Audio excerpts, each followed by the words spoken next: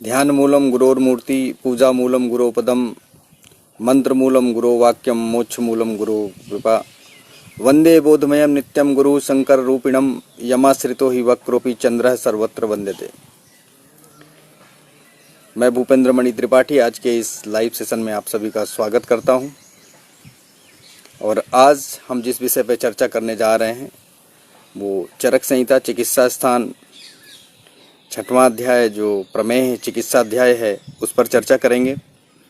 एक ऐसी महामारी जिससे संपूर्ण संसार त्रस्त है और जो आज से नहीं शताब्दियों, मैं तो कहूँगा सहस्त्राब्दियों पहले से इस संसार में विद्यमान व्याधि है। और आज जो हम ये लाइव लेक्चर लेने जा रहे हैं इसमें मुझसे अनुरोध किया गया है कि हमें छात्र छात्राओं के साथ एक जन सामान्य को अगर प्रमेह से बचाव, प्रमेह की चिकित्सा या प्रमेह रोग में किस तरह से आहार विहार करना है, किस तरह से देखभाल करनी है, तो आज मैं प्रयास करूंगा कि अपनी बात आप लोगों तक शास्त्रोक्त ढंग के साथ साथ और सरल भाषा में किस तरह से पहुंचाने का प्रयास करूं। और चूंकि लॉकडाउन चल रहा है इसलिए आज आप लोकेशन देख रहे होंगे, बिल्कुल बदली हुई लोकेशन आपको मिलेगी। एकदम प्राकृतिक वातावरण में हम लोग प्रमेह चिकित्सा पढ़ेंगे और हमारे साथ आप लोग लाइव बने रहिएगा।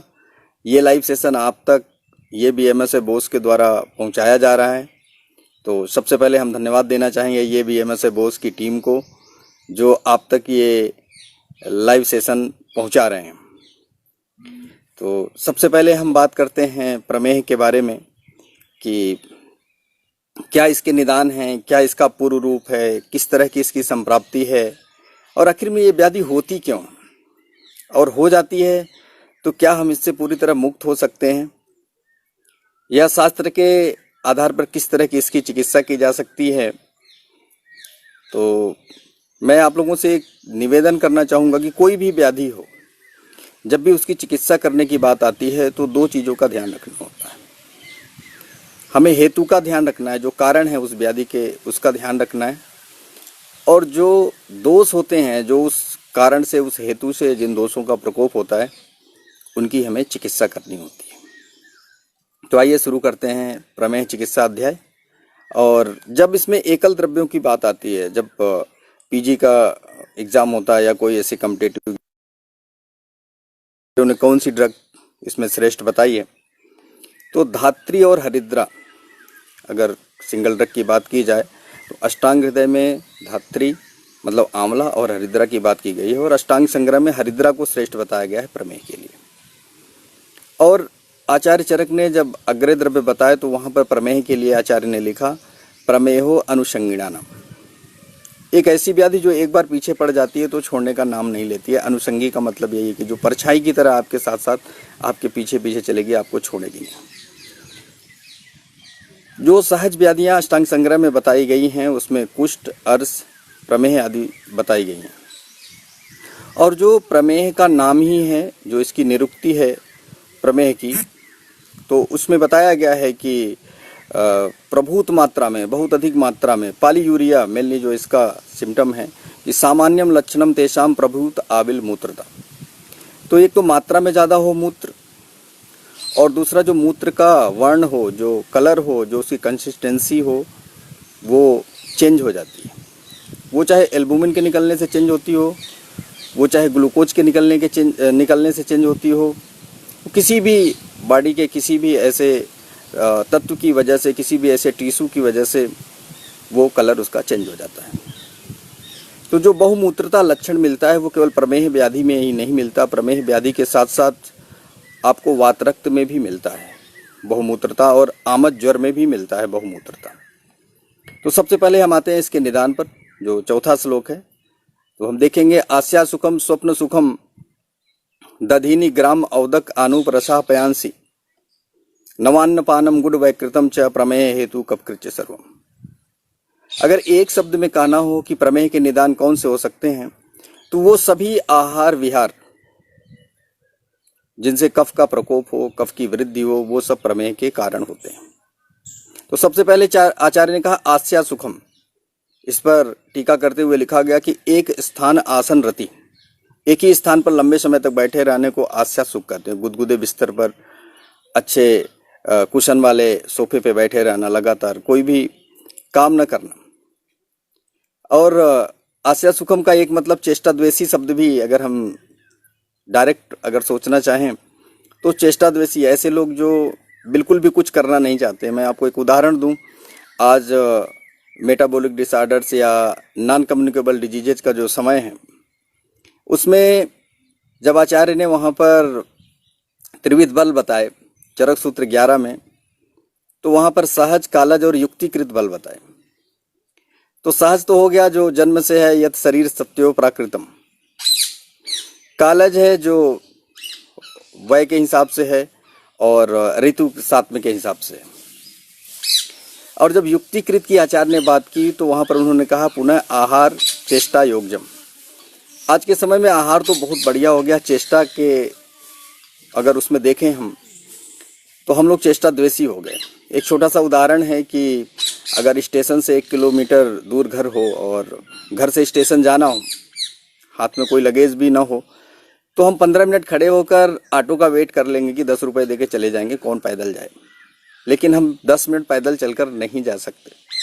तो जो आस्या सुखम या जो चेष्टा द्वेषी की बात हो रही है वो यही है। अगर हमारे खान पान की बात करें तो हमारा खान पान कितना विकृत हो चुका है।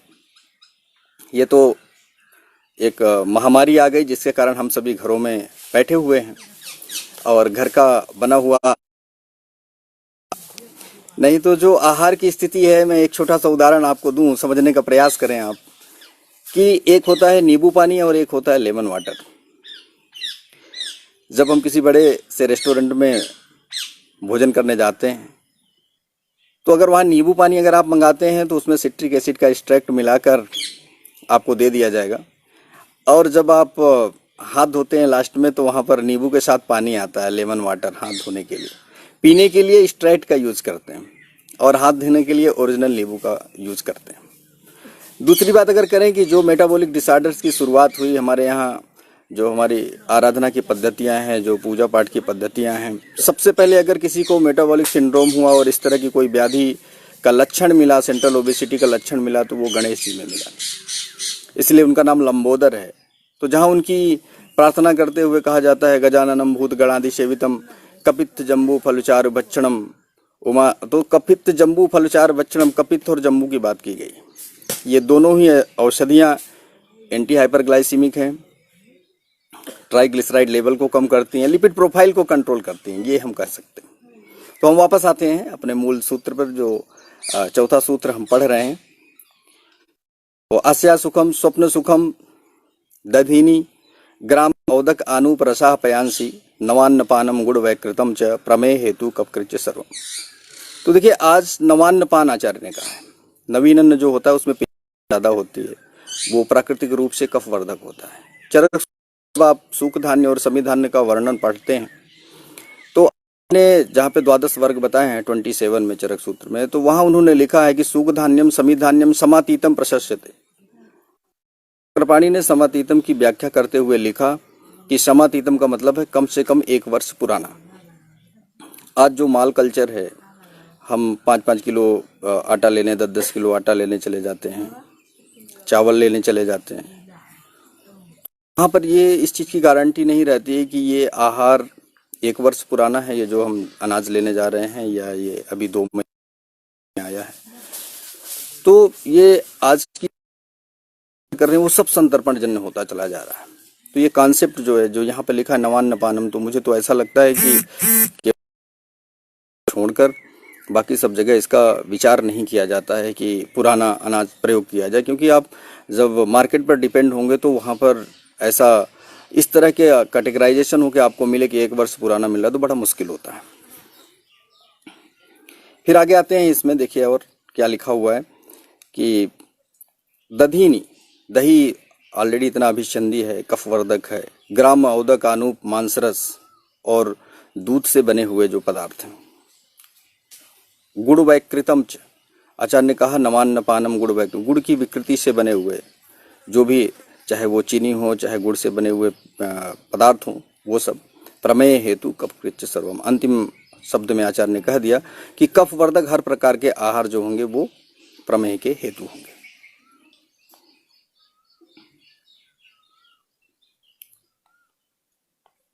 फिर आगे आएंगे हम प्रमेह की संप्राप्ति देखेंगे और उसमें भी सबसे पहले कफज प्रमेह की लिखी है। आचार्य ने 20 प्रकार के प्रमेहों का वर्णन किया है। तो यहाँ पर आपको ध्यान रखना है, वो समय ऐसा था कि जहाँ पर केवल यूरिन के कलर, यूरिन के टेस्ट, यूरिन की कंसिस्टेंसी के आधार पर आचार्यों ने प्रमेह का वर्णन किया था। संहिताओं में जब क्रोनोलॉजिकल ऑर्डर में देखेंगे तो आचार्य चरक और आचार्य सुश्रुत तक तो यूरिन के कलर और यूरिन की कंसिस्टेंसी पे प्रमेह का वर्णन था। लेकिन जब आचार्य वाग्भट्ट का समय आया तो उन्होंने बताया कि माधुर्याच्च तनोरता, पूरी बॉडी में मधुरता रहती है। वहाँ पर हाइपरग्लाइसीमिया का उन्होंने वर्णन किया, लेकिन उस दौर में ऐसी लैब टेस्टिंग और ऐसी व्यवस्था नहीं थी जहाँ पर कि ब्लड से ग्लूकोज का टेस्ट लगाया जाए और बताया जाए। लेकिन मैं आपको बताऊंगा, अभी भी आगे अध्याय में आएगा, जो यहाँ पर एक प्रमेह के पूर्व रूप में लिखा है कि मूत्रे अभिधावंत पिपीलिका जल। ये एक इतनी बढ़िया टेस्टिंग थी बिना लेबोरेटरी के। आज भी अगर टेस्टिंग लगाई जाती है तो उसी यूरिन को अगर आप ज़मीन में डाल देंगे तो उसमें चींटी लग जाएगी, लेकिन उसी का अगर फेलिंग या बेनेडिक्ट से आप टेस्ट लगाएंगे तो वहाँ पर आपको निगेटिव मिलेगा। तो आचार्यों का जो ऑब्जर्वेशन था, बड़ा कीन ऑब्जर्वेशन था।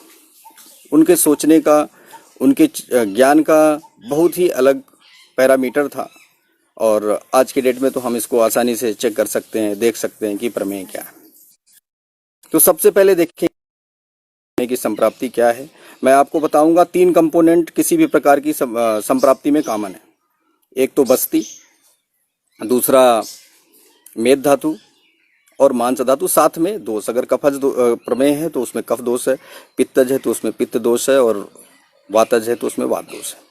तो देखिए हम सूत्र देखते हैं। सूत्र क्रमांक 5, मेदश्च मांसम च शरीरजम च क्लेदम कपो वस्तिगतम प्रदुष्य करोति मेहान समुद्रीणम उष्णम तानेम पित्तम प्रदुष्य। तो मेद मांस और जो शरीर का क्लेद है और साथ में कफ, ये कुपित होकर ये बस्ती प्रदेश में जाते हैं शारीरिक क्लेद को दूषित करके और मूत्राशय में जाकर कफज प्रमेय को उत्पन्न करते हैं। जब यही स्थिति पित्त के साथ होगी तो पित्तज प्रमेय की उत्पत्ति करेंगे और यही स्थिति जब वात के साथ होगी तो वातज प्रमेय की उत्पत्ति होगी। फिर आगे देखेंगे आप, जब वातज प्रमेय की संप्राप्ति बताई आचार्य ने सूत्र क्रमांक 6 में, तो क्षीणेषु दोषेषु अवकृष्य वस्तौ धातून प्रमेहन अनिलः करोति दोषो ही वस्तिम समुपेत्य मूत्रम संदुष्य मेहान जनेत। जब वातज प्रमेय की बात आती है तो यहाँ पर अब तक डिजनरेशन शुरू हो जाते हैं, बॉडी में डिजनरेटिव चेंजेस उत्पन्न हो जाते हैं। और आप जानते हैं कि जब भी वात का प्रकोप होता है तो या तो धातु क्षय से होता है या आवरण से होता है। तो यहाँ जो वातज प्रमेय की स्थिति है, इसमें धातु क्षय जन्य वात का प्रकोप होता है और वातज प्रमेय की उत्पत्ति हो जाती है। फिर प्रमेय की साध्य साध्यता की बात आती है। अभी मैं मधुमेह पर नहीं आया हूँ, अभी हम प्रमेय की बात कर रहे हैं। तो साध्या कफोत्तादश पित्तजा षड्याप्या न साध्या पवना चतुष्का। क्यों ऐसा है? क्यों कफज प्रमेय साध्य होते हैं, क्यों पित्तज प्रमेय याप्य होते हैं और क्यों वातज प्रमेय असाध्य होते हैं? तो वहां लिखा आचार्य ने साध्या कफोत्तादश। क्यों साध्य? क्योंकि समक्रियत्वात्। हम लोगों ने मधुकोश टीका में एक श्लोक पढ़ा हुआ है कि ज्वरे तुल्य ऋतु दोषत्तम प्रमेय है तुल्य दोष्यता। वैसे किसी भी व्याधि में दोष और दोष से समान नेचर के हो जाएं तो बड़ा मुश्किल होता है उसको ट्रीट करना। लेकिन प्रमेह रोग का ये प्रभाव है कि यहाँ पर अगर दोष और दोष समान प्रकृति के हो जाते हैं तो इसको ट्रीट करना आसान हो जाता है। तो समक्रियत्वात्, क्योंकि हमारे पास ऐसी बहुत सारी ड्रग्स हैं, चाहे सिंगल ड्रग हो चाहे मल्टीपल कॉम्बिनेशंस वाले फार्मुलेशंस हो हमारे पास, वो कफज प्रमेह में काम करने वाले, क्योंकि वही गुण मेद का है, वही गुण कफ का है। तो अगर हम कषायतिक्त रस वाली औषधियों का प्रयोग करते हैं, कटु रस वाली औषधियों का प्रयोग करते हैं, तो वो जहाँ एक और मेद को कम करेगा वहीं कफ को समाप्त करेगा, कफ का शमन करेगा, तो वहाँ पर हमें कफज प्रमेह को ट्रीट करने में आसानी होगी। पित्तजा षड्याप्या, क्यों पित्तज षड्याप्य है? क्योंकि विषम क्रियत्वात्। अब हमारे पास लिमिटेशन शुरू हो गई कि ऐसी हमारे पास गिनती की औषधियाँ हैं जो पित्त दोष का भी शमन करें और मेद धातु का भी शमन करें। और जो वातज प्रमेय है वो असाध्य क्यों होते हैं? महत्याच्च। अब हमारे पास वात और जो मेद का गुण है वो बिल्कुल उल्टा मिलेगा, एक दूसरे से विरुद्ध मिलेगा। जो ड्रग उसी समय वात का शमन करेगी वही मेद का प्रकोप कर देगी, और जो मेद का शमन करने वाली होगी वो वात का प्रकोप कर देगी। इसलिए वातज प्रमेह असाध्य बताए गए हैं। लेकिन मैं आपको बताऊं, इसी अध्याय में आगे आचार्य ने कुछ वातज प्रमेहों की चिकित्सा भी बताई है, उसका वहां पर हम डिस्कशन करेंगे। वहां इसलिए उन्होंने उसकी चिकित्सा बताई कि शुद्ध वात नहीं है उसमें, वो पित्त के साथ वात है। वात जो वहां पर बढ़ा हुआ रहेगा उस तरह की प्रमेहों में वो वृद्धतर वृद्धतम इस तरह से होगा, ग्रेडिंग होगी उसकी, पूरी तरह से वातज नहीं होगा। क्योंकि अगर आचार्य ने एक बार कह दिया कि वातज प्रमेह असाध्य होते हैं तो असाध्य होते हैं, लेकिन वात के साथ अगर संसर्गज या सन्निपातज रूप में दूसरे दोष जुड़े हुए हैं तो वो पूरी तरह से असाध्य नहीं होगा। उसकी चिकित्सा उसके लाक्षणिक और उसके तद अनुसार कर सकते हैं। आगे आते हैं हम लोग।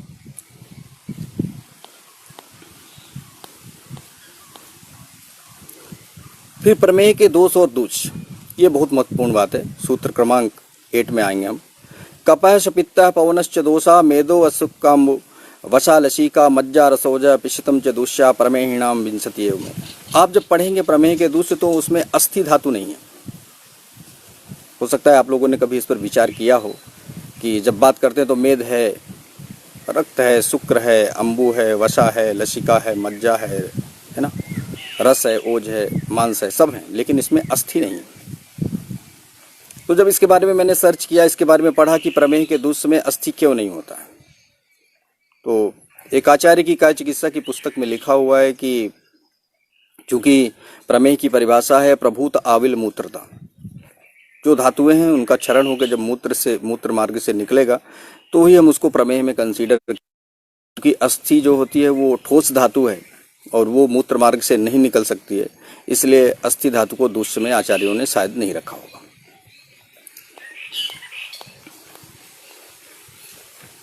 फिर 10 कफज प्रमेय हैं जो साध्य हैं। जलोपमम च इच्छु रसोपमम व घनम घनम च उपरि विप्रसन्नम शुक्लम सशुक्रम शिशिरम सनैर्वा लाले व बालिकायुतम च विद्यात प्रमेहन कवजान दशता। तो जल के समान मूत्र वाली उदक में है, आप लोगों को पता है। इच्छु रस के समान इच्छु में है, जो थोड़ी गाढ़ी है सांद्र में है। तो इस तरह से ये जो 10 प्रकार हैं ये आपको पता है। हम आगे चलते हैं इसके बारे में। इसमें केवल हम देख रहे हैं जो कफज प्रमेय का यहाँ वर्णन है वो केवल मूत्र का वर्ण और जो मूत्र की गुरुता है, जो कंसिस्टेंसी है, चाहे वो स्पेसिफिक ग्रेविटी के रूप में हो या किसी अन्य रूप में हो।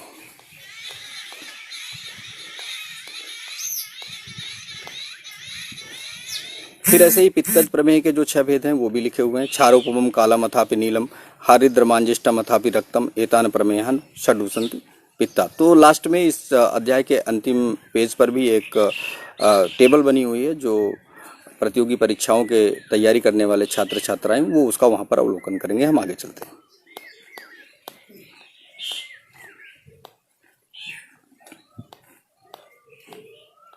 मैं एक अंतर बताना चाहूँगा, जहाँ पर वातज प्रमेय के भेद आचार्य ने 4 बताए, यहाँ भी बताए हैं, निदान स्थान में भी बताएं। तो जो अंतर है, निदान स्थान में ओजोमोह, जो यहाँ पे ओजोमेह है उसको मधुमेह बताया है, और जो यहाँ पर लसिका में है वहाँ पर उसको हस्ती में बताया है। आप लोग इसका ध्यान रखेंगे।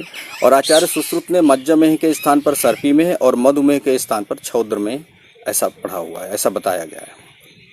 और आचार्य चक्रपाणी ने मधुमेह को ही ओजोमेह माना है और मधुमेह प्रमेह की अंतिम अवस्था है। इसके बारे में हम अभी बात करेंगे जब चिकित्सा के प्रकरण में चलेंगे इसके। फिर मूत्र के वर्ण और उनमें दोषों का संबंध क्या है, 12 नंबर सूत्र में है। वर्णम रसम स्पर्शम अथापि गंधम यथा स्वदोषम भजते प्रमेह स्याव अरुणो वातकृतः ससूलो मज्जादि सात गुण्यम उपैति असाध्य। तो वातादि दोषों के अनुसार सभी प्रमेहों में वर्ण, रस, स्पर्श और गंध आ जाता है। जब वातज प्रमेह में वर्ण श्याम और अरुवर्ण का हो जाता है, सूल होता है साथ में, मज्जा, ओज, वसा और लसिका इनके गुण से युक्त हो जाता है, तब वातज प्रमेह असाध्य हो जाता है। अब प्रमेह का सामान्य पूर्व रूप मैं कहूँगा, आचार्य चरक के पहले अगर आप आचार्य वाग्भट का पूर्व रूप पढ़ें तो वो बहुत सटीक होता है। वहाँ पे आचार्य ने लिखा है दंतादीनाम मलाड्यत्यम प्राग रूपम पाणिपादयो दाह चिक्कड़ता देहे त्रिट स्वादास्यम च जायते।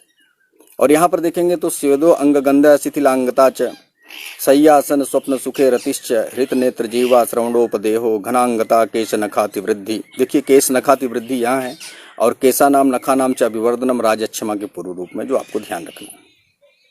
फिर आएंगे शीत प्रियत्वम गलतालु सोसो माधुर्यम आस्य करपाद दाह। देखिए करपाद दाह यहाँ है, और कर चरण दाह आपको कहीं और मिलेगा, तो इसका आपको ध्यान रखना है। भविष्यतो में गदस्य रूपम मूत्रे अभिधावंत पिपीलिका से, जो मैंने शुरू में बात की थी, मूत्रे अभिधावंत पिपीलिकाश्च, ये उस समय का डिफरेंशियल डायग्नोसिस करने का या लैब टेस्टिंग नहीं थी। तो मैंने जैसा बताया कि बेनेडिक्ट से निगेटिव आएगा, लेकिन अगर उसी यूरिन को आप ज़मीन में गिरा देंगे तो उसमें चींटी लग जाएगी। और ऐसे रोगी जिनको ऐसा मिलता है तो 2-3 वर्ष के अंदर अंदर ही वो मधुमेह के या प्रमेह के रोगी हो जाते हैं। फिर अब आते हैं इसके चिकित्सा सूत्र पर। ये महत्वपूर्ण बात है जो हमें आज यहाँ पर चर्चा करनी है। तो सूत्र क्रमांक 15 पर आएंगे। स्थूला प्रमेही बलवानियक कृशस्थैक परिदुर्बलश्च संब्रीहिणम तत्र कृशस्य कायम संशोधनम दोष बलादिकस्य। 2 तरह के प्रमेही आपको मिलेंगे। एक ऐसे होंगे जो स्थूल होंगे और बलवान होंगे, दूसरे ऐसे होंगे जो दुर्बल होंगे, कृश होंगे। तो जब आपको दुर्बल और कृश मिलेगा प्रमेही, तो वहाँ पर उसकी आपको बृहण चिकित्सा करनी है।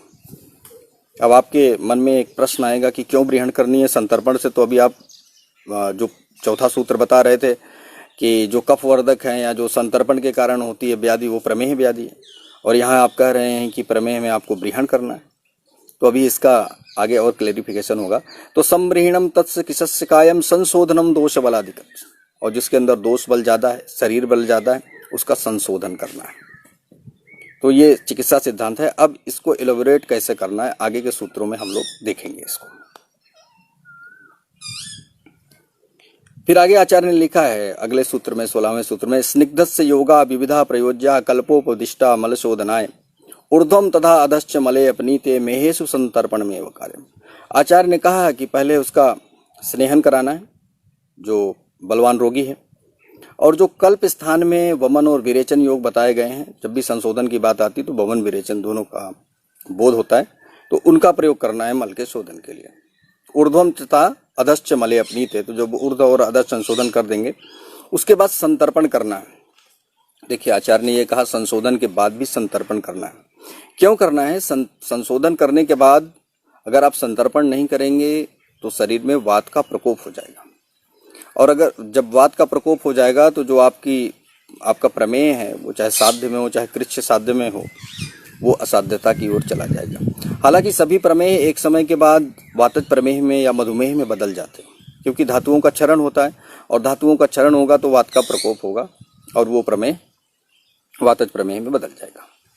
तो यहाँ पर हमें ध्यान रखना है, जो 2 तरह के प्रमेय हैं जिसमें संशोधन करना है, पहले संशोधन करेंगे फिर उसमें संतर्पण करेंगे। अगर संतर्पण नहीं करते हैं तो वात का प्रकोप हो जाता है।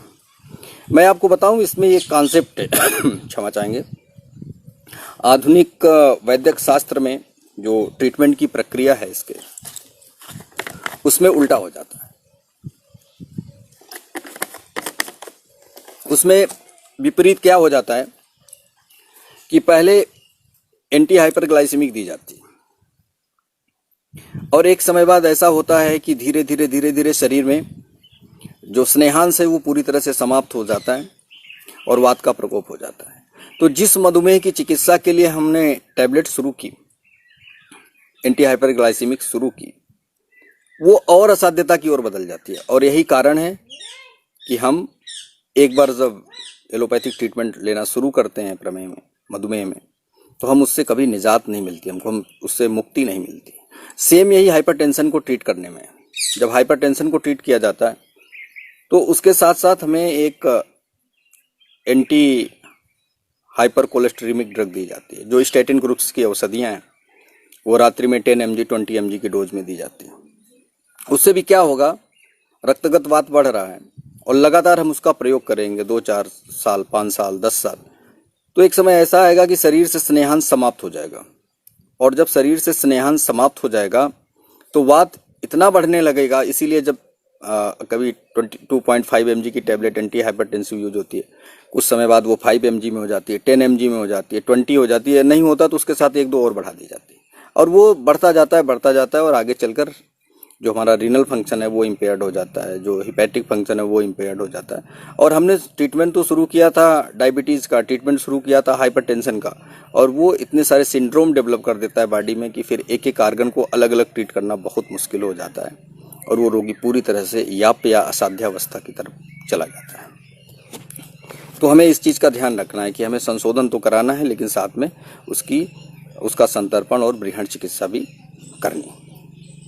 नहीं देंगे संतर्पण, देखिए आचार्य लिख रहे हैं क्या क्या हो जाएगा। सूत्र क्रमांक 17 में अवलोकन करेंगे। गुल्मः क्षयो मेहन वस्तिशूलम मूत्रग्रहश्च अपि अपतर्पणेन प्रमेहिणः शिव परितर्पणानि कार्याणि तस्य प्रसमीच वै। तो गुल्म हो सकता है, क्षय रोग हो सकता है, मेहन और वस्ती में सूल हो सकता है, मूत्रग्रह रिटेंशन ऑफ यूरिन हो सकता है अगर आप अपतर्पण देते हैं, और प्रमेहिणः शिव परितर्पणानि कार्याणि तस्य प्रसमीच वै। और आपको संशोधन करने के बाद अग्निबल देखकर आपको संतर्पण करना है वहाँ पर। और अगर जिसका संशोधन नहीं करना है, जो कृष प्रमेही है, उसकी चिकित्सा कैसे करेंगे। संशोधनम न अर्हति यह प्रमेही तस्य क्रिया संसमनी प्रयोज्या। तो जिसका संशोधन नहीं कर सकते हैं उसके लिए संसमन चिकित्सा का प्रयोग करें। क्या करेंगे। मंथा कषाया यव चूर्ण लेहा प्रमेह शांत्य लघवश्च बच्चा। तो वहाँ पर मंथ का प्रयोग करें, कषाय का, यव का चूर्ण और भी तमाम तरह के लेह और जो भी लघु आहार हैं उनको आहार के रूप में प्रयोग करना है।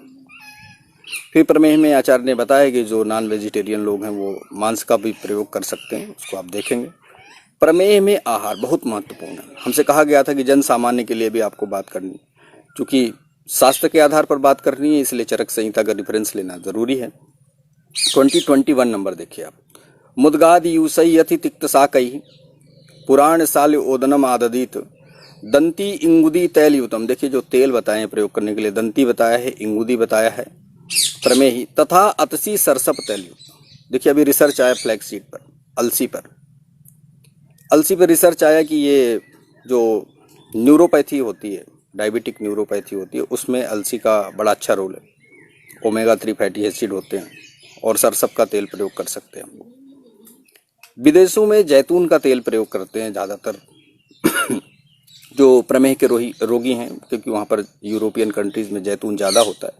लेकिन हमारे देश में सरसप हो जाता है आसानी से, अलसी हो जाता है आसानी से, तो इसका प्रयोग हमें करना चाहिए।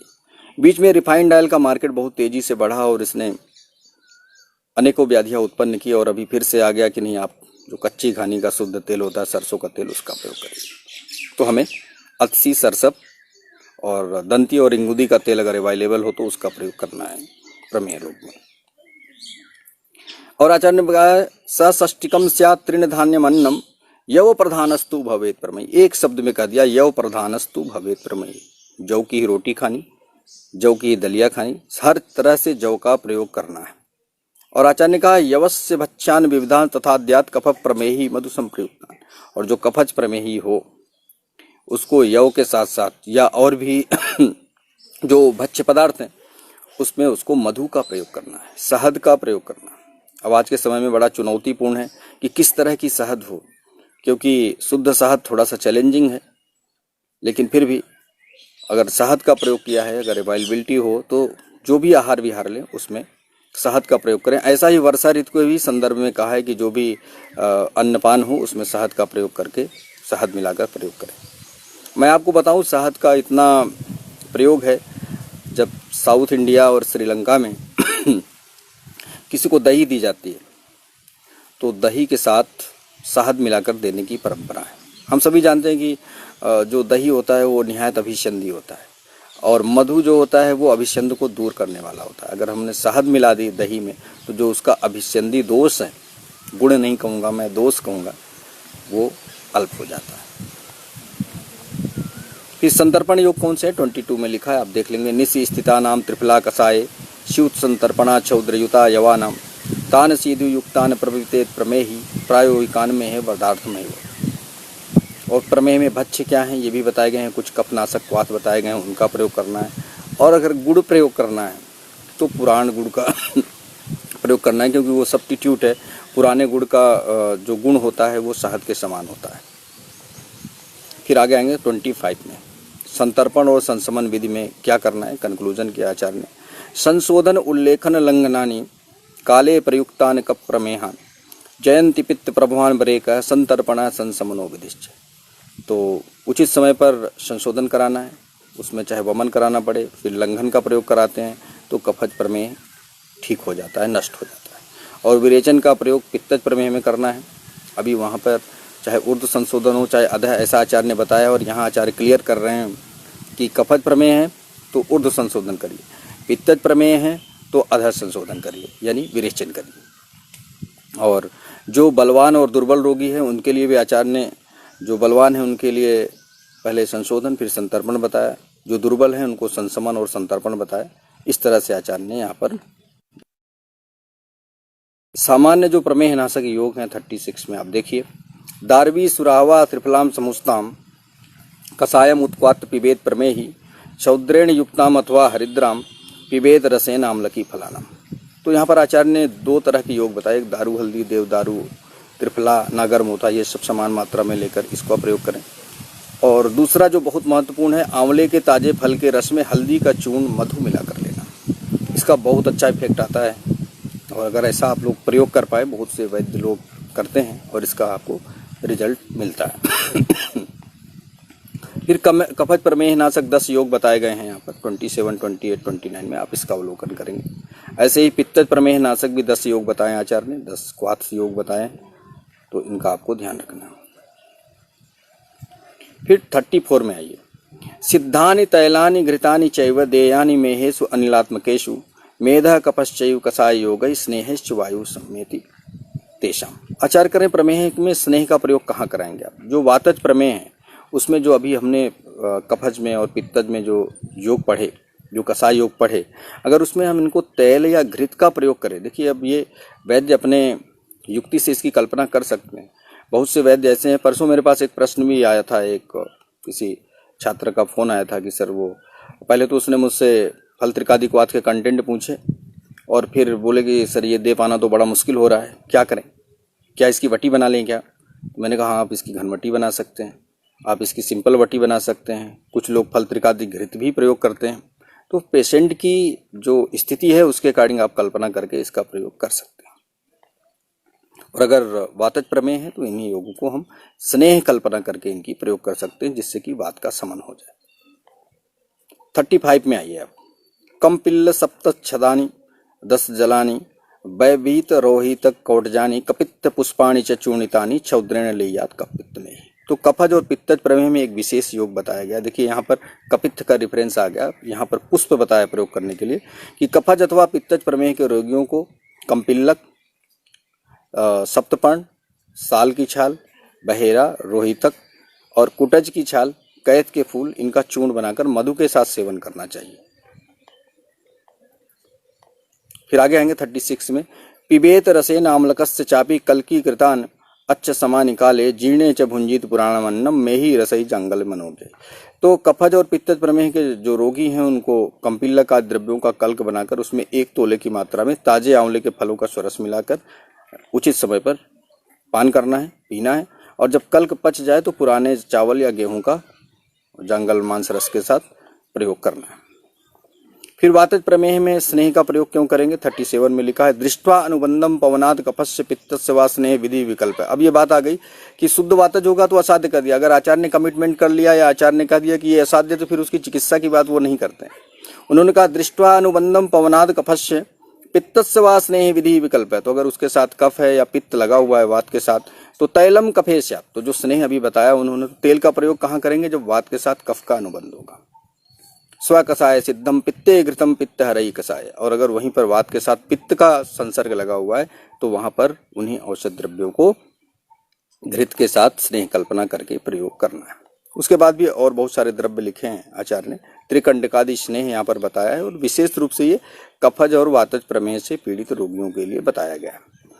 आचार्य ने कहा कि यही त्रिकंडकादि स्नेह अगर पित्तज प्रमेह से पीड़ित रोगी हो तो उसको घृत का प्रयोग न करके यमक का प्रयोग करेंगे। मैं आपको बताना चाहूँगा, कुछ छात्र होंगे कि जब एक स्नेह का प्रयोग करते हैं ना, तो एक स्नेह है चतुर्विध महास्नेह में अलग अलग, जब 2 स्नेह एक घृत या तेल का या किसी का कंबाइन उसमें यूज करते हैं तो वो यमक होता है, और जो 3 का प्रयोग करते हैं तो वो त्रिविध होता है, और जब चारों का एक साथ प्रयोग करते हैं तो वो महास्नेह कहलाता है। तो देखिए जो ये त्रिकंडकादि स्नेह है बेसिकली ये कफज और वातज प्रमेह के लिए, जैसा मैंने कहा। और अगर पित्तज प्रमेह के रोगी को देना है तो यहाँ पर केवल घृत का प्रयोग आप न करें, मतलब केवल तेल का प्रयोग न करें, तेल के साथ घृत का भी प्रयोग करें। फिर आगे आएंगे फल त्रिकादि क्वाथ है, बहुत महत्वपूर्ण योग है और बहुत सारे वैद्य लोग प्रयोग करते हैं। फल त्रिकम दारु निशाम विशालाम मुस्ताम च निस्क्वाथ निशाम सकल काम पिबेत कसायम मधु संप्रयुक्तम सर्व प्रमेह समुद्र। मैं सभी वैद्यजनों से निवेदन करूंगा कि एक दिन फल त्रिकादि क्वाथ का रस देखें क्या है। इतना ज़्यादा तिक्त होता है ये क्योंकि इसमें इंद्रायण पड़ी हुई है, त्रिफला है, इसमें नागर मोथा है, दारू हरिद्रा है। इंद्रायण बहुत ही तिक्त होती है और इसको लेना थोड़ा सा जो जिह्वा जिनकी मधुर रस की अभ्यासी, क्योंकि प्रमेह रोगी है तो ये तो निसंदेह रूप से कह सकते हैं कि उसको मधुर रस ज़्यादा पसंद है, तो बड़ा मुश्किल होता है। इसलिए आप लोगों से अनुरोध है कि इसकी वटी कल्पना करके देखें, इसका घृत बना के देखें फल त्रिकादि क्वाथ का और उस रूप में प्रयोग करें, घनवटी बना के प्रयोग करें। आचार्य सारंगधर ने भी फल त्रिकादि का क्वाथ का वर्णन किया है, लेकिन वो पांडु और कामला में आया। तो इसके और उस योग के कंटेंट में एक फर्क है। तो यहाँ आप देख रहे हैं कि आचार्य चरक के योग में त्रिफला है, दारू हरिद्रा है, इंद्रायण की मूल है, नागर मोता है और हरिद्रा का कल्क डाल के साथ में उसमें शहद मिला के प्रयोग करना है। आचार्य सारंगधर ने जो बताया है वो पांडु कामला रोगाधिकार में बताया, आप लोग अवलोकन करेंगे। उसमें त्रिफला है कंटेंट में, गुड़ूची है, नीम है, चिरायता है, वासा है और कुटकी है। दोनों लोगों के कंटेंट्स में, इंग्रेडिएंट्स में अंतर है। फिर लोद्रासो या मध्वासो बताया गया है यहाँ पर, ये आप देखेंगे। दंतियासो बताया है। प्रमेय में उदक पान, अगर आपको जल लेना है तो किस तरह का जल और क्या मिलाकर लेना है, 46 नंबर सूत्र का अवलोकन करेंगे। सारोदकम वा कुशोदकम वा मधुदकम वा त्रिफला रसम वा सीधुम पिबेद्वा निगदम प्रमेही माद्विकम अग्रम चिर संसितम। तो सभी प्रकार के जो प्रमेय हैं रोगी हैं वो सारोदक, विजय सार का, मैं मध्य प्रदेश में था तो वहाँ मैंने देखा विजय सार की ग्लास बनाते हैं लोग, लकड़ी की ग्लास होती है, उसमें आप जल भर के रात में रख देंगे तो वो सुबह जो विजय सार का वर्ण होता है उसकी अंतः काष्ठ का रेडिस थोड़ा सा हो जाता है जल, और उसकी क्वालिटी की जब तक आपको ये कलर निकलता रहे तब तक आप उसको प्रयोग करें, और जब कुछ समय बाद कलर निकलना उसमें जल में बंद हो जाए तो आप दूसरी ग्लास प्रयोग करें। वो बनाते हैं, लकड़ी की ग्लास बनाते हैं। और नहीं है तो विजय सार के जो काष्ठ के टुकड़े होते हैं उनको भी आप 2-4 पानी में भिगो के सुबह सुबह खाली पेट उसका प्रयोग कर सकते हैं, इसका भी बढ़िया रिजल्ट मिलता है। इसके अलावा मैंने खुद प्रयोग किया है कई रोगियों पर। अगर आप सीताफल की पत्तियां और बोगनविलिया की पत्तियां, देखिए ये अनुसंधान का विषय है, प्रयोग करके इसका रिजल्ट देखें। बराबर बराबर ले लें, 5-5, 10-10 ले लें और उसका थोड़ा सा कल्क बना के क्वाथ करें और उसको भी खाली पेट दें तो बहुत अच्छा रिजल्ट आता है। ये बहुत अच्छा एंटी हाइपरग्लाइसीमिक का काम करता है, शुगर लेवल बहुत जल्दी कंट्रोल होता है।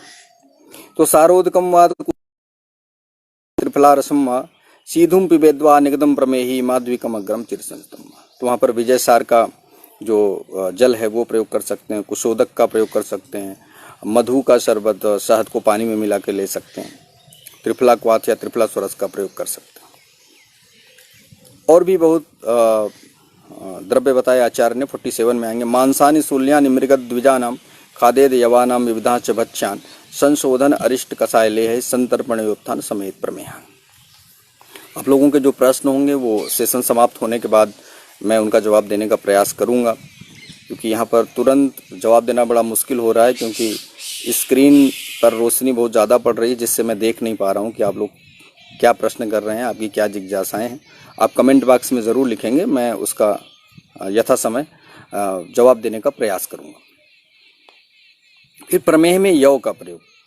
अगर एक सिंगल अगर किसी अन्य द्रव्य की बात की जाए तो हर जगह यव की प्रशस्ति बताई गई है। 48 में आएंगे। भ्रष्टान यवान, यव ऑलरेडी इतना रुच्छ होता है, उसके बाद भी आचार्य कह रहे हैं कि इसको भूनना। तो भ्रष्टान यवान भक्ष्यता प्रयोगान शुष्कांच सक्तून भवंती मेहा स्वित्रम च कृच्छम कफजम च कुष्ठम तथैव मुद्ग आमलक प्रयोगन। देखिए कहाँ कहाँ ये प्रयुक्त हुआ है। भुने हुआ जौ की बनी हुई रोटी और जो भी भक्ष्य पदार्थ हैं वो भुने हुए जौ से प्रयोग हों। जौ का सत्तू बड़ा इफेक्टिव होता है प्रमेय रोगियों के लिए। तो ऐसे लोग जो इसका प्रयोग करते हैं प्रोफाइलेक्सिस में यूज कर सकते हैं, उनको प्रमेय रोग नहीं होगा। और इसको स्वित्र कुष्ठ में आप यूज कर सकते हैं, स्वित्र में, कफज मूत्रकृच्छ में प्रयोग कर सकते हैं। और भी जो स्किन डिजीज हैं वो अगर नहीं हुए हैं तो नहीं होंगे, अगर हो गए हैं तो आप वहाँ पर योग का प्रयोग करें। आज की डेट में जितनी भी व्याधियाँ हो रही हैं टॉप टू बॉटम पूरे शरीर में, नख 6 जिसको हम कहें, उसमें 99% संतर्पण जन्य विकार हो रहे हैं। वो किसी भी तरह की व्याधि हो, आप अगर उसकी एनालिसिस करेंगे तो वो संतर्पण जन्य क्राइटेरिया में जाएगा। इसके लिए जो संतर्पणी अध्याय है चरक संहिता सूत्र स्थान 23, वहां पर देखेंगे तो शुरू के ही श्लोकों में 2-3 श्लोकों में पूरे संतर्पण जन्य रोग आचार्य ने लिखे हैं। और आज की जो हमारी लाइफ स्टाइल है, जिस तरह का हमारा खान पान है, आहार विहार है, उसमें सब संतर्पण जन्य विकार ही हो रहे हैं।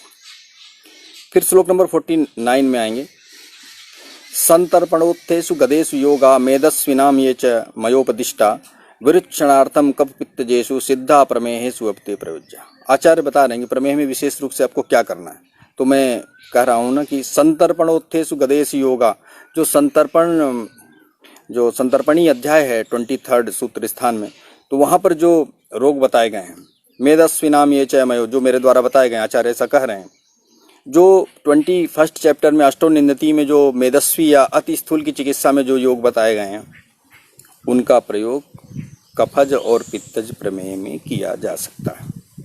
देखिए, जब अति स्थूल और अति कृश की चिकित्सा आचार्य ने बताई, अष्टोनिंदति जो 21 सूत्र स्थान का चैप्टर, वहां पर आचार्य ने कहा है कि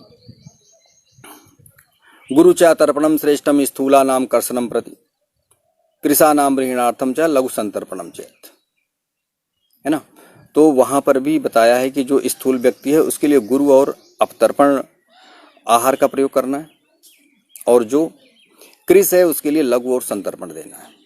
क्योंकि गुरु और अपतर्पण इसलिए आचार्य ने बताया कि जो स्थूल व्यक्ति होता है उसकी जो अग्नि होती है वो बड़ी विकृत रूप में होती है, और वो अग्नि इतनी तेज हो जाती है कि वो कुछ भी खाता है बार बार उसको भूख लगती है। तो हमें वहाँ उसको हैवी डाइट देनी होती है, लेकिन लो कैलोरी डाइट देनी होती है। और जो कृष व्यक्ति है उसको हमको लाइट डाइट देनी होती है और हाई कैलोरी डाइट देनी है, जो उसको इजीली डाइजेस्ट हो जाए, क्योंकि उसकी अग्नि जो है वो कमजोर रहती है उसकी तुलना में। तो वही आचार्य बता रहे हैं कि जो संतर्पणी अध्याय में हमने बताया है, और जो हमने अष्टोनिंदति अध्याय में स्थूल व्यक्ति या मेदस्वी व्यक्ति के लिए बताया है, उन सबका भी प्रयोग आप कफज और पित्तज में बेसिकली बात की, क्योंकि उन्होंने वातज को असाध्य किया। केवल एक कंडीशन है, जब वात के साथ दूसरे दोष जुड़े हों तब उसकी चिकित्सा हमें करनी है, उसके अनुसार, दोषों की स्थिति के अनुसार। और जैसा मैंने प्रारंभ में ही कहा था कि कोई भी व्याधि हो, चिकित्सा सिद्धांत में सबसे पहले तो आएगा कि संक्षेपतः क्रिया योगो निदान परिवर्तन। यहाँ भी इस अध्याय में भी एक सूत्राचार्य ने लिखा है कि जिन कारणों से प्रमेह होता है उनका त्याग हमें करना। और आचार्य सुश्रुत ने भी जो उनका उत्तर तंत्र का प्रथम अध्याय औपद्रविक अध्याय, वहाँ पे लिखा संक्षेपतः क्रिया योगो निदान परिवर्जन। तो सबसे पहले जिस कारण से वो व्याधि हो रही है हमें उसको रोकना है। और अगर सामान्य रूप से चिकित्सा करनी है, कोई किसी भी व्याधि की करनी है, तो वहाँ पर पहले हमें हेतु देखना है और दोष का विचार करना है। और जिस तरह से दोषों की स्थिति हो, रोगी की प्रकृति देखकर आप औषधि द्रव्य का चयन करेंगे तो आपको निश्चित ही उसमें सफलता मिलेगी। ऐसा मैं इस ग्रंथ को पढ़ते समय, इस ग्रंथ को अवलोकन करते समय और कई सुनने के बाद मैं आपसे ये बात कह रहा हूँ कि केवल आपको हेतु देखना है और दोष का विचार करके चिकित्सा करनी है। फिर व्यायाम आदि क्या करेंगे आप प्रमेह में, 50 नंबर में लिखा है। देखिए, आज भी जो लाइन ऑफ ट्रीटमेंट है उसमें 3 चीज़ें, डाइट, एक्सरसाइज, देन मेडिसिन। बहुत सारे रोगी होते हैं, क्योंकि प्रमेह का रोगी वैसे ही क्षमा चाहेंगे, इतना सुकुमार होता है कि वो व्यायाम वगैरह कर ही नहीं पाता है। वो सोचता है कि केवल हमें कुछ दवाइयाँ मिल जाएं, कुछ औषधियाँ मिल जाएं, उससे ही हमारा प्रमेह कंट्रोल हो जाए, ठीक हो जाए। लेकिन जब तक आहार विहार सही नहीं रखा जाएगा, जब तक व्यायाम नहीं किया जाएगा, तब तक केवल औषधि से बहुत मुश्किल है। तो व्यायाम योगई विविधई प्रगाढ़ई उद्वर्तनई स्नान जलावसेकई सेव्य त्वगेला गुरुचंदनाद्यई विलेपनैश्च आसुन संति में। तो अनेक प्रकार का व्यायाम करने से, अच्छी प्रकार उबटन का प्रयोग करने से, विजय सार कद्री सार के जल से अवगाह, परिषेक, स्नान, दालचीनी वगैरह। देखिए, दालचीनी भी यहाँ पर बात आई। तो त्वग एला, आज भी अगर अर्जुन त्वगचूर्ण, दालचीनी और पिप्पली का बराबर बराबर मात्रा में एक योग बनाया जाए और उसको चाय के रूप में प्रयोग किया जाए, तो कोलेस्ट्रॉल लेवल, शुगर लेवल बहुत जल्दी कंट्रोल होता है। मैं फिर से दोहरा रहा हूँ, अर्जुन छाल आप 2 ग्राम ले लीजिए, दालचीनी 1 ग्राम ले लीजिए, पिप्पली भी 1 ग्राम ले लीजिए, और इसका फांड बना के सुबह सुबह प्रयोग करेंगे तो बहुत जल्दी शुगर लेवल कम होता है। ऐसा ही एक योग त्रिफला चूर्ण या आंवला चूर्ण सिंपल ले लें। आंवला चूर्ण 2 ग्राम ले लीजिए, उसमें 1 ग्राम हरिद्रा मिला लीजिए, 1 ग्राम मेथी चूर्ण मिला लीजिए और उसका भी योग बनाकर भोजन के पहले प्रयोग करेंगे तो बहुत अच्छा लाभ मिलता है। मैं आपको बताना चाहूँगा कि मेथी का जो रोल है बॉडी में, वही है जो एलोपैथी में एक ड्रग आती है वोगलीवोस, वो क्या करता है, ग्लूकोसिडेज इनहिबिटर का काम करता है। जो हमारी आंतें हैं, आंतों की जो श्लेष्मा कला है, वो एब्जॉर्प्शन ही नहीं करती एक्सेस ग्लूकोज का।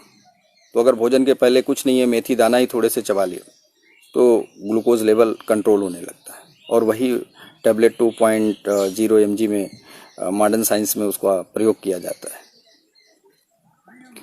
तो आगे देखेंगे क्लेदश्च में प्रमेह में अवतर्पण से क्या लाभ होता है। क्लेदश्च मेदश्च कफश्च वृद्ध प्रमेह हेतु प्रसमेच्च तस्मात् वैद्येन पूर्वम कफ पित्तजेषु मेहेषु कार्याणि अवतर्पणानि।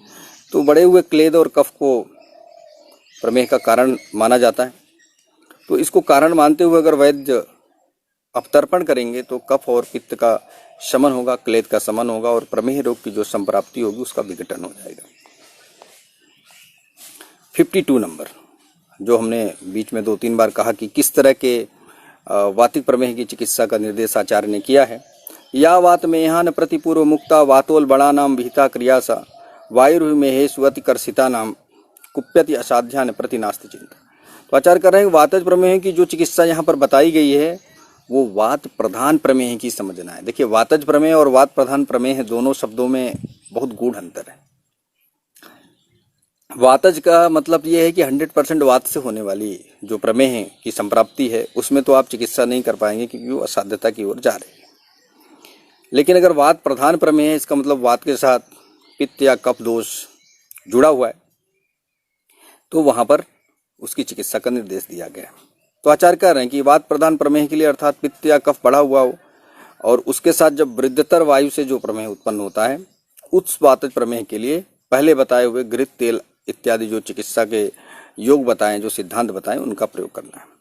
लेकिन प्रमेह रोग में धातुओं के अत्यंत क्षीण हो जाने पर जो बढ़ी हुई वायु है, जिन प्रमेहों को उत्पन्न करती है, 4 प्रकार के प्रमेह हैं जिनको उत्पन्न करती है, वो असाध्य होते हैं। उनकी चिकित्सा आचार्य ने कह दिया कि कुप्यति असाध्यानि प्रतिनास्ति क्षमा चाहेंगे। तो इस तरह की जो व्याधि होगी, प्रमेह होगा, शुद्ध वातज प्रमेह होगा, उसकी चिकित्सा की चिंता नहीं करनी।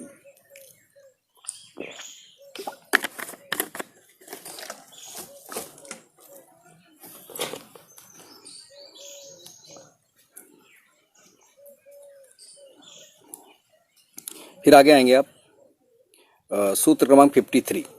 यहाँ पर आचार्य ने प्रमेह में निदान परिवर्जन की बात की है।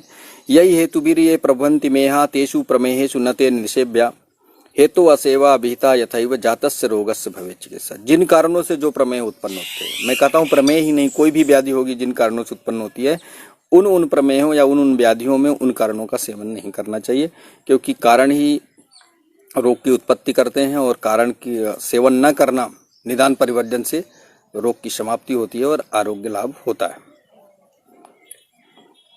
फिर एक डिफरेंशियल डायग्नोसिस है 54 नंबर में कि कभी कभी रक्त पित्त और प्रमेह में भ्रम हो जाता है। तो आचार्य ने लिखा, ये श्लोक आपने कई बार पढ़ा होगा, हरिद्र वर्णम रुद्रम च मूत्रम बिना प्रमेह ही पूर्व रूप यो मूत्रेतम न वदेत प्रमेहम रक्तस्य पित्तस्य स प्रकोप।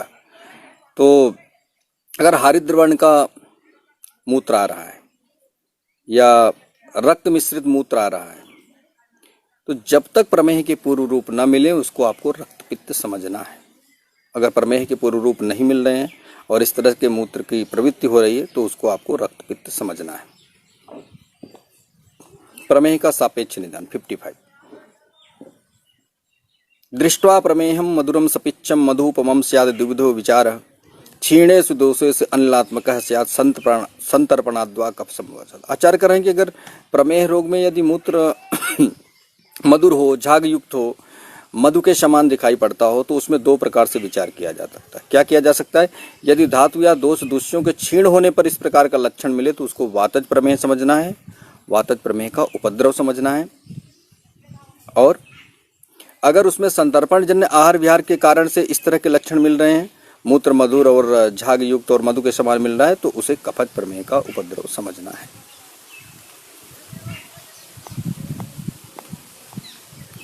प्रमेय की साध्य साधता की बात करते हैं 56 में।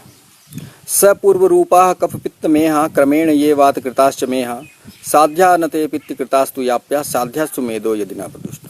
आचार्य कह रहे हैं कि अगर पूर्व रूप के साथ कफज और पित्तज प्रमेय उत्पन्न हो जाए या क्रम से उत्पन्न जो वातज प्रमेय है, मतलब क्रम से उत्पन्न होने का मतलब क्या है, पहले कफज प्रमेय हुआ, फिर उसमें पित्तज प्रमेय के लक्षण आने लगे और आगे कफज या पित्तज प्रमेय जब वातज प्रमेय में बदल जाए क्रमशः धातु क्षय के कारण, तो वो असाध्य हो जाता है।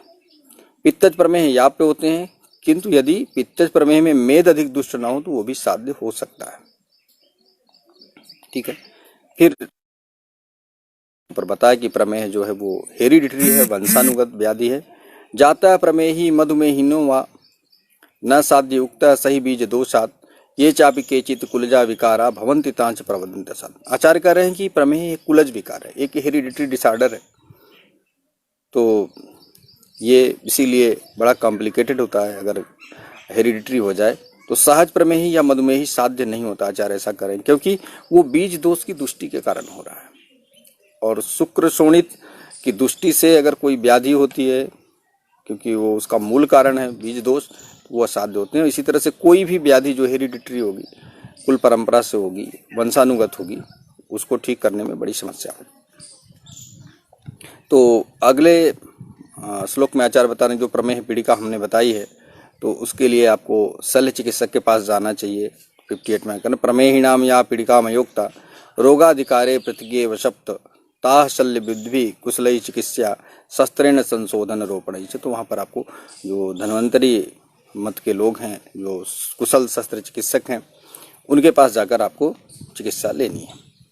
तो यहाँ से ये सैद्धांतिक रूप से प्रमेह चिकित्सा अध्याय समाप्त होता है।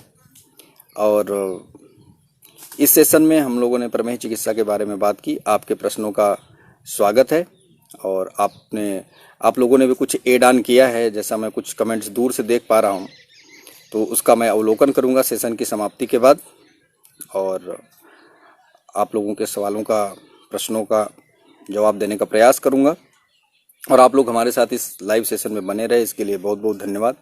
और देश भर से मुझे मेरी सफलता के लिए आप सभी ने अपने आशीर्वाद प्रदान किए, अपने साधुवाद प्रदान किए, तो मैं बड़ी विनम्रता से आप लोगों का धन्यवाद ज्ञापित करता हूं।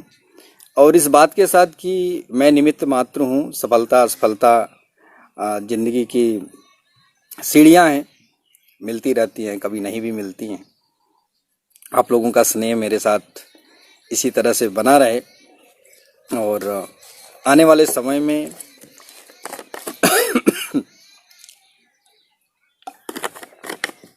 जो पठन पाठन का कार्य है ये अनवरत चलता रहेगा। उसे बंद करवाना संभव नहीं है, क्योंकि वो मेरी दिनचर्या में है, मेरे जीवन का एक अभिन्न हिस्सा है पढ़ाना, जो मैं छोड़ नहीं पाऊंगा। जो दायित्व मिलेंगे उनका मैं पालन करूंगा। कुछ लोगों का पूर्व जन्म में मैं ऋणी रहा होऊंगा, जिनकी सेवा के लिए मुझे उनके बीच जाना होगा। तो जब उत्तर प्रदेश सरकार मुझे मौका देगी, जब मेरा आह्वान करेगी, मुझे बुलाएगी सेवा के लिए, तो मैं वहाँ सेवा करने जाऊँगा।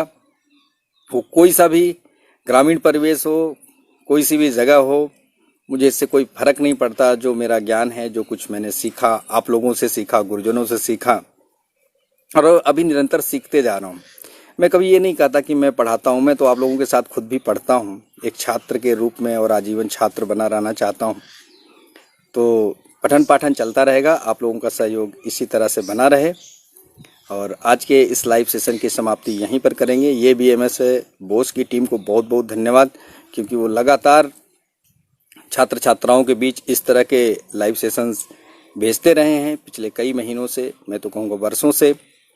और इस तरह से सबको मैं धन्यवाद देता हूँ, आप सभी का अभिनंदन करता हूँ। आप लोगों ने मुझे देखा, थोड़ा सा परिस्थितियाँ विषम है, क्योंकि नेटवर्क की बड़ी प्रॉब्लम है, इसलिए मुझे घर से आधा किलोमीटर दूर अपने बगीचे में बैठना पड़ा।